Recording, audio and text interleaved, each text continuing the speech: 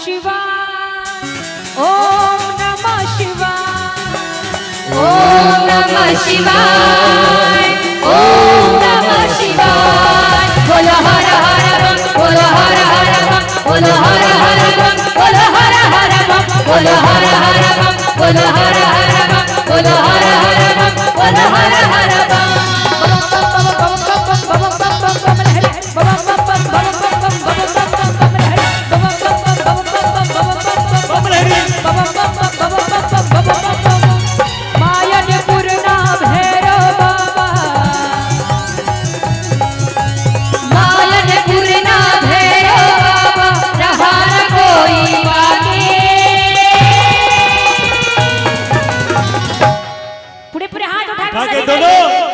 कि बम बम बम बम बम बम कि बम बम बोल रहा है काशी बम बम बोल रहा है काशी बम बम बोल रहा है काशी बम बम बोल रहा है काशी बोलो हर हर बम बोलो हर हर बम बोलो हर हर बम बोलो हर हर बम बोलो हर हर बम बोलो हर हर बम बोलो हर हर बम बोलो हर हर बम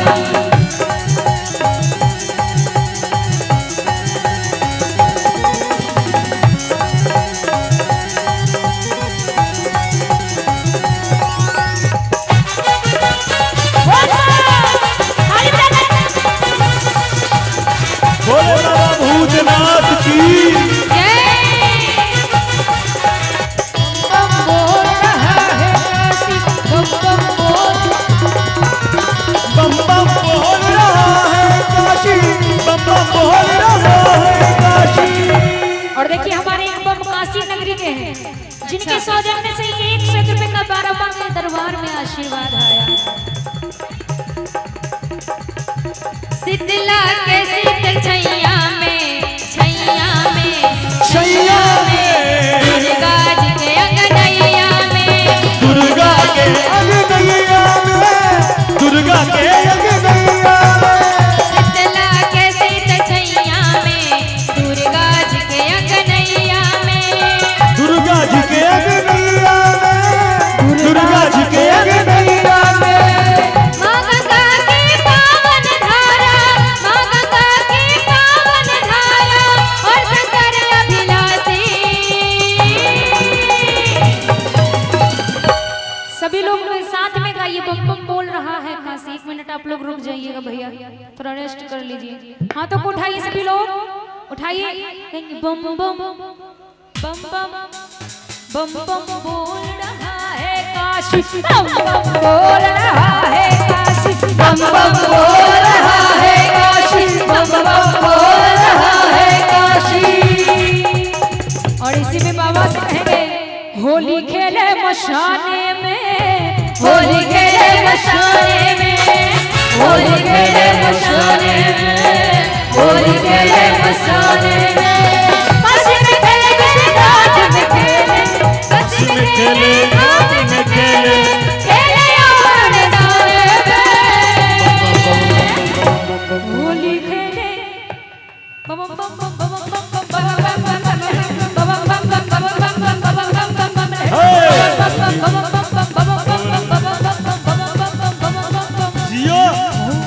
होली खेले मशाने में होली खेले मशाने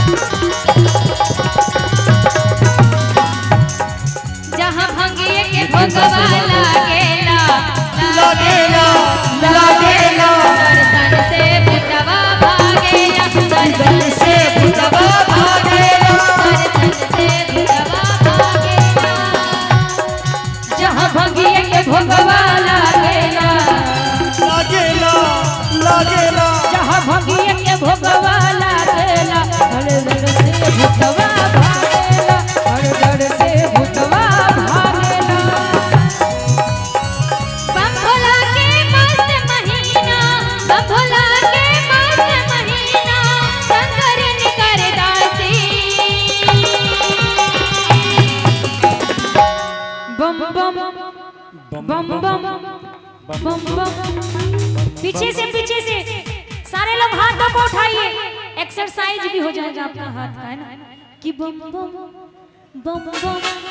कि बम बम बोल रहा है काशी बम बम बोल रहा है काशी बम बम बोल रहा है काशी बम बम बोल रहा है काशी मायनपुर ना भैरव बाबा